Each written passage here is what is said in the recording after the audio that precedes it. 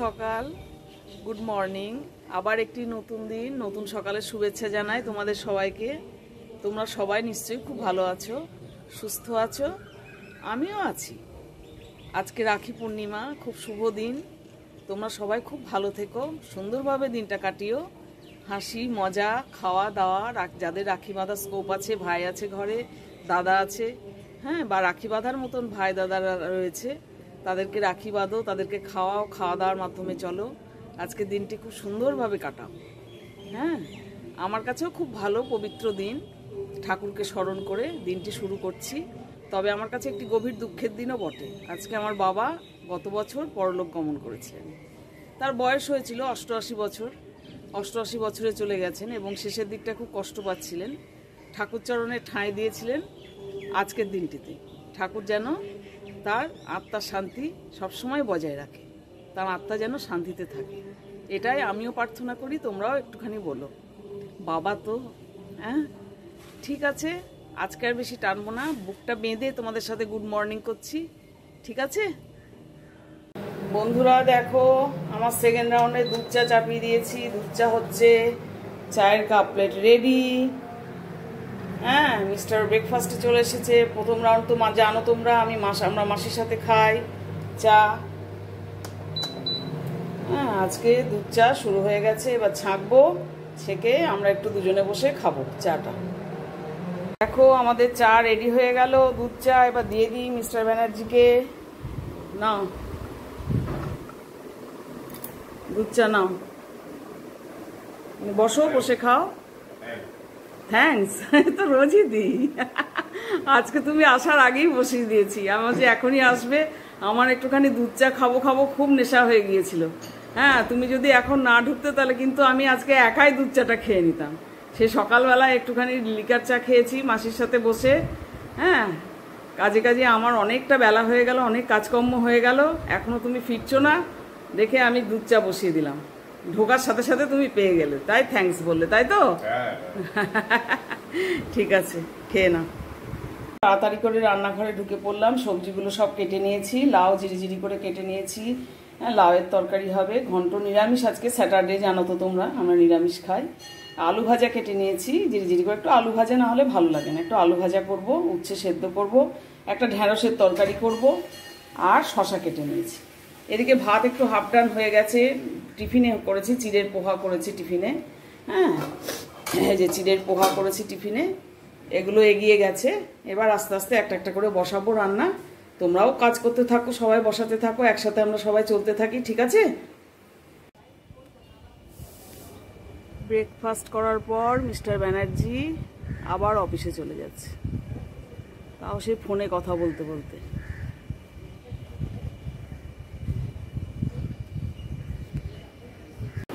দেখো 2টো বাজতে 10 মিনিট বাকি, লাঞ্চ টাইম হয়ে গেছে, আর আমার লাঞ্চও রেডি, আমার মানুষও এসে গেছে লাঞ্চে। আজকে লাঞ্চ শনিবার, আজকে তো রাখি পূর্ণিমা, খুব ভালো দিন। তাতে শনিবার, এমনিই আমরা শনিবার খুব নিরামিষ খাই, বৃহস্পতিবার আর শনিবার। তাদের তো আজকে রাখি পূর্ণিমার দিন খুব ভালো দিন, নিরামিষই হতো। হ্যাঁ, ভাত আর ডাল করেছি। ডালটা জানো তো, টক ডাল করেছি তেঁতুলের কাপ দিয়ে, সর্ষে আর শুকনো লঙ্কা ফোড়ন দিয়ে। মুগ ডালই করেছি, মটরের ডালও এর আগে করেছিলাম। আজকে মুগ ডালটাই, কাঁচা মুগের ডালটা ওই সেদ্ধ করে নিয়ে তারপর তেঁতুলের কাত আর সর্ষে আর রাই সর্ষে আর কাঁচা শুকনো লঙ্কা ফোড়ন দিয়ে, একটু শনিবার তো চুটুর পুটুর টক ঝাল না হলে ঠিক ভালো লাগবে না, জমবে না খাবারটা। ওই জন্য চিন্তা করলাম মুগ ডাল হোক, মুগ ডালটাই তেঁতুলের কাত দিয়ে টক ডাল করি খা। আমি এর আগেও করেছি, খারাপ লাগে না। তবে মুগ ডালটা ভাজি না, কাঁচা মুগের ডালটাই করি। ঢ্যাঁড়সের সবজি করেছি একটা, এই দেখো লাউ করেছি বড়ি দিয়ে। হ্যাঁ, লাউ ঘন্ট করেছি নিরামিষ, আর করেছি আলু ভাজা, পোস্ত ছড়িয়ে ঝুরঝুরে আলু ভাজা, আর উচ্ছে সেদ্ধ আমার তো থাকেই জানো। স্যালাড কেটে নিয়েছি। এই হচ্ছে আমাদের আজকে দুপুরের লাঞ্চ মেনু। তাহলে আমরা লাঞ্চ করতে থাকি। তোমাদের অনেকেরই লাঞ্চ হয়ে গেছে, যাদের হয়নি তারাও করতে থাকো, ঠিক আছে? আবার আসবো তাহলে। আমার সন্ধ্যাবাতি দেয়া হলো। জয় গুরু জয় গুরু জয় গুরু, ঠাকুর রক্ষা করো, দেখো ধূপ প্রদীপ জ্বালানো হলো। জয় গুরু জয় গুরু জয় গুরু, রক্ষা করো, জয় হনুমানজি, জয় গুরু জয় গোবিন্দায় নমঃ। বিরাজ করো মা সংসারে, জয় গুরু জয় গুরু। সবার ভালো করো। শুভ রাখি পূর্ণিমা ঠাকুর, জয় গুরু। শুভ সন্ধ্যা, গুড ইভিনিং বন্ধুরা। সারাটা দিন শেষ হলো, সন্ধে নামলো, এবার সন্ধেও দিয়ে গেল, এবার রাত্রি নামলো। নিশ্চয়ই সবাই আজকে খুব হই হুল্লোড় করে কাটালেন। ভালো খাওয়া দাওয়া, রাখি পূর্ণিমা উদযাপন করা, পুজো পাঠ করা, রাখি বাঁধা, এসবের মাধ্যমে সবাই খুব সুন্দরভাবে দিনটি কাটালেন আশা করি, এবং সেইটাই কামনীয়। সেইভাবেই যেন কাটে সবার দিন। রাতে যেটুকুনি সময় বাকি আছে সেটুকুনি সময় যেন খুব ভালোভাবে আনন্দ করে সবাই কাটান। হ্যাঁ, আজকের দিনটি খুব ভালো, কিন্তু আমার কাছে আবার আজকের দিনটি খুব একটা মর্মাহত দিনও থেকে গেল। কেননা আমি আর আমার দাদা আজকে অনাথ হইলাম। 1 বছর আগে অনাথ হয়েছিলাম। আমার মা তো অনেক আগেই চলে গেছেন। হ্যাঁ, আর বাবা গত বছর এই দিনে দেহ রেখেছিলেন। কাজে মা বাবা না থাকলে তো সন্তানরা অনাথ হয়, তাই তো আমরাও অনাথ হয়েছিলাম। হ্যাঁ, আর শুধু মনে পড়ছে আজকে সারাটা দিন বাবার স্মৃতি, বাবার কথা, সব কিছু। লাস্ট আমি গিয়েছিলাম বাবার কাছে এই 24 সালে আমার বহরমপুর গার্লস কলেজের রিইউনিয়ন উপলক্ষে আমি গিয়েছিলাম। হ্যাঁ, তখনই ওটাই শেষ যাওয়া। বাবা তখন সুস্থ ছিলেন অনেকটাই, তুলনামূলকভাবে। আমার ছেলের বিয়ের পর আমি বৌমা নিয়ে যখন গেছিলাম তখন বাবা খুব ব্যথায় কষ্ট পাচ্ছিলেন, মানে হাড়ের ব্যথা আর কি, পিঠে ব্যথা, কোমরে ব্যথায় কষ্ট পাচ্ছিলেন। ওই জন্য বিছানায় শুয়ে থাকা বা একটু বাবা এরম করা, এগুলোর মধ্যে দিয়েছিলেন উনি। হ্যাঁ, কিন্তু এবার যখন লাস্ট আমার দেখা হয়, আমি যখন গার্লস কলেজের রিইউনিয়ন উপলক্ষে একবার গিয়েছিলাম, আমার বন্ধুরা সবাই রিকোয়েস্ট করেছিল যে একবার আয়। হ্যাঁ, তো আমারও ইচ্ছে ছিল একবার যাওয়ার, তো সেটাই আমি গিয়েছিলাম। তখন বাবা যথেষ্ট সুস্থ ছিলেন, এবং আমি একটু বন্ধুদের সাথে ঘুরে বেরিয়েছি। হ্যাঁ, সবার সাথে একসাথে দেখা হয়েছে, কলেজে গিয়েছি, হাজারদুয়ারি গিয়ে বেড়াতে গিয়েছি সবাই মিলে বন্ধুদের সাথে একত্রিত হয়ে। সেগুলোতে বাবার আবার মনে মনে একটু অভিমানও হয়েছিল যে আমার কাছে থাকছে না আর ঘুরে ঘুরে বেড়াচ্ছি। হ্যাঁ, আসার সময় বাবা খুব রিকোয়েস্ট করছিল যে আর কদিন থেকে যা না, আর কদিন থেকে যা না, তাহলে খুব ভালো হয়, আর কদিন থেকে যা না। জামাইয়ের নাম করে বলছিল ওকে এবার নিয়ে আসিস। আমরা, তুমি অত দূরে মেয়ের বিয়ে দিয়েছো কেন, কাছাকাছি বিয়ে দিতে হতো, তাহলে মেয়ে কাছেই থাকতো। হ্যাঁ, আমি এরকম অভিমানের সুরে বললাম। বাবা একটু মানে মাথা নত করে একটু হাসলেন আর কি, একটু হাসি মাথা নত, লজ্জা করে মাথা নত করলেন।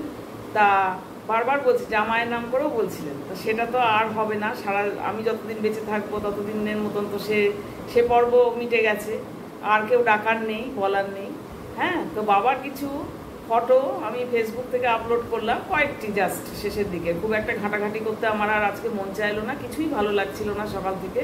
সেগুলো আপনাদের সাথে একটু শেয়ার করছি। হ্যাঁ, আমি আর বাবা আমাদের বাড়িতে দেখুন কি সুন্দর। বাবার জন্মদিনে বাবাকে পোলাও আর কিছু রান্না করে দিয়েছি, আমি, জামাই আর বাবা। আমি, ছেলে, বৌমাকে নিয়ে বাবার সাথে। এটাই আমার বাবার সাথে তোলা শেষ ছবি। দেখলেন বাবার আর আমার স্মৃতি, কিছু ছবি, শেষের দিকের কিছু ছবি তুলে ধরলাম আপনাদের কাছে। হ্যাঁ, ভগবানের অশেষ কৃপা ছিল বাবার ওপরে। কেননা বাবা কিন্তু যখন গেছেন শেষ দিন পর্যন্ত কিন্তু বাবা নিজের বাথরুম, টয়লেট সব কিছু নিজে করেছেন, নিজে গিয়ে করেছেন। হ্যাঁ, হয়তো একটু নজর রাখতে হতো, একটু দেখতে হতো যে যাওয়ার ব্যাপারটা। আর লাস্ট খাওয়াটাও, রাতের ডিনারটাও কিন্তু নিজে হাতেই খেয়েছেন উনি। হ্যাঁ, ওষুধটা দিত আমার দাদা, আমার ভাইপো ওষুধটা দিয়ে দিত শেষের দিকে। ওষুধটা বাবা গন্ডগোল করে ফেলবে বলে ওরা ওষুধ নিয়ে দিয়ে দিত। বাবাকে বলেছিল খাটে খানিকক্ষণ বসো, খাওয়া হলো, এবার খানিকটা বসো। একটা সন্দেশও খেয়েছিল, রুটি তরকারি একটা সন্দেশ। এই সন্দেশটাতেই পরে গিয়ে শুনলাম আমার ভাইপোর মুখে মনে হয় গ্যাস হয়ে গিয়েছিল। বলে একটু বিছানায় বসো, তারপর ওষুধগুলো দেবো। ও রোজই বসতো বাবা। বসার পর একটা ঢক করে একটা আওয়াজ হয়েছিল, আমি শুনলাম গিয়ে আর কি, ওখানে আমার ভাইপোর মুখে শুনলাম। তো পড়ে গেছে বাবা। পড়ে যাওয়ার পর বাবাকে উঠে বসানো হলো। বাবা ভ্যাল করে খালি তাকালেন, কোনো কথা বলেননি আর। হ্যাঁ, বাবার কোনো কথা বলেনি শেষ পর্যন্ত। তারপর তো সবাই মিলে ধরাধরি করে নার্সিংহোমে নিয়ে যাওয়া হয়েছিল। উনি যেতে চাইছিলেন না। গ্রিলটাকে নাকি, দরজার গ্রিলটাকে যাওয়ার সময় শক্ত হাতে চেপে ধরছিলেন। তা আমার মাসিরা এরা সব বলছিল যে এতদিনের মায়া ত্যাগ করে যেতে চায়, জানে যে আর ফিরবে না, মায়া ত্যাগ করে যেতে চাইছিল না। গ্রিলটাকে শক্ত করে ধরেছিল সবাই যখন মানে অ্যাম্বুলেন্সে তোলার জন্য বাবাকে নিয়ে যাচ্ছিল। যাই হোক, সে রাত্রিটা তো বাবার কথা বলেনি, আর একটু মাঝে মাঝে তাকিয়েছিল, শুনলাম আমি গিয়ে। তারপরের দিন আমি গিয়েছিলাম, মানে সেই দিনই রাত্রে আমি গিয়েছিলাম, রাত্রি 2টোর সময় গিয়ে আমি পৌঁছেছিলাম। এখান থেকে একটা গাড়ি করে নিয়ে, আমার হাজব্যান্ড একটা গাড়ি প্রাইভেট কার করে নিয়ে গিয়ে বহরমপুরে গেলাম, গিয়ে রাত্রি 2টোয় গিয়ে উঠেছিলাম আমি। তা গিয়ে শুনেছিলাম আর কি। তারপর সকালবেলা তো বাবাকে নিয়ে আসা হলো, আমরা সবাই মিলে বাবার সহযাত্রী হলাম, শেষ পর্যন্ত থাকলাম, সব কিছু দেখলাম। পরপারে করি দেওয়া হলো, একটি মেয়ে মানে যারা সৎকার্য করে তাদের মেয়ে এসে ছড়া কেটে বলল, আমার দাদা তাকে শেষে টাকা দিল। এটা কি না, তো ওটা পরপারের করি, পরপারে যাওয়ার করি ওটা। আমি এগুলো জানতাম না, অতটা খুঁটিয়ে খুঁটিয়ে কাউরি দেখিনি। বাবার সাথে যতটা ছিলাম, বাবাকে ধরেছিলাম যতক্ষণ পর্যন্ত বাবাকে মানে ঢোকানো হয়েছে, ততক্ষণ পর্যন্ত আমি বাবাকে ধরেছিলাম, বাবার পা দুটো ধরেছিলাম। হ্যাঁ, আর খুব ভদ্র সভ্যভাবে বাবা শুয়েছিলেন, ঘুমিয়েছিলেন। উনি খুব ভদ্র মানুষ ছিলেন, শিক্ষক ছিলেন, মাস্টারমশাই, হেডমাস্টারমশাই ছিলেন, খুব ভদ্র মানুষ ছিলেন। সেই ভদ্রভাবেই শায়িত ছিলেন উনি, কোনো বিকৃতি হয়নি চেহারা। পেসমেকার বসানো হয়েছে, ওটাকে কেটে বার করতে হয়েছে। পেসমেকারটা চক্ষুদান করে গেছিলেন, চোখটা নিয়ে গেছে, কিন্তু বোঝা যাচ্ছে না। আমি ভাবছিলাম চোখটা তুলে নিল, আমি গিয়ে দেখতে পাবো না, আমি ব্যান্ডেজ বাঁধা দেখবো বোধহয়, কিন্তু না, এমনভাবে ওরা সুন্দরভাবে এসে হাসপাতাল থেকে, বহরমপুর মেডিকেল কলেজ হাসপাতালে ডাক্তারবাবুরা এসে ওই কয়েক ঘন্টার মধ্যেই নার্সিংহোমে এসে চোখটা নিয়ে গেছে। সেটা কিন্তু কোনো বিকৃত হয়নি, যেন মনে হচ্ছে বাবা ঘুমাচ্ছে। আমি ওইটা নিয়ে খুব মানে টেনশন হচ্ছিল যে বাবার চোখ বাঁধা দেখবো, বাবার চোখটা দেখতে পাবো না, চোখ বাঁধা দেখবো, কিন্তু না, বাবা ঘুমাচ্ছে, সুন্দরভাবে বাবা ঘুমাচ্ছে, কোনো বিকৃতি হয়নি। তারপরের দিন, সেই দিন তো ছিলেন, তারপরের দিন যে হলো বাবার সৎকার্য, ততক্ষণ পর্যন্ত বাবা সুন্দর ছিলেন, একদম ভদ্রস্থভাবে শায়িত ছিলেন বাবা। তা আজকের দিনটা আমার কাছে খুব মর্মাহতের দিন। হ্যাঁ, সবাই আনন্দ করুন। আমি আমার কথা শেয়ার করলাম, আপনাদের সাথে শেয়ার করবো না তো আর কার সাথে শেয়ার করবো বলুন। আমি একা একা আছি, একা একা থাকি, অনেক দূরে থাকি। বহরমপুর থেকে হাওড়া এখন অনেকটা দূর, বা উত্তর 24 পরগনাতে থাকলেও সেটাও অনেকটা ডিস্ট্যান্স, অনেকটা দূর। হ্যাঁ, আর বয়স হচ্ছে, হুটপাট করে আর যেতেও পারি না, যে চলে যাব, যেতেও পারি না। এখন একা একা যেতেও একটু টেনশন হয়, তাতে আবার হাতটা ভেঙেছে, হাত ভাঙা এখন তো আরোই হলো। হ্যাঁ, দিয়ে তো যাই হোক, আমি একটু শেয়ার করে ফেললাম আপনাদের সাথে। আপনারা সব ভালো থাকুন, সুস্থ থাকুন, আর আনন্দে থাকুন, আনন্দ করুন। হ্যাঁ, আর আলাপি মন চ্যানেলটিকে বেশি বেশি করে সাবস্ক্রাইব করুন, আমার সাথে থাকুন। হ্যাঁ, একটু ব্লগগুলি দেখবেন, ব্লগে একদম ভিউজ হচ্ছে না। আমি একা হাতে কষ্ট করে করি ব্লগগুলো, রেগুলার একটু করে ব্লগ দেওয়ার চেষ্টা করি, কিন্তু আপনারা বন্ধুরা কেউ ব্লগ দেখছেন না। হ্যাঁ, একটু ব্লগগুলি দেখুন প্লিজ, আমার রিকোয়েস্ট। আর একটু আমার পাশে থাকুন, একটু কমেন্ট করবেন, লাইক করবেন, যদি ইচ্ছে হয় একটু শেয়ার করবেন, আলাপি মন চ্যানেলকে একটু আপন করে নিন। ঠিক আছে, গুড নাইট, টাটা, আবার আসবো আরেকটি ব্লগ।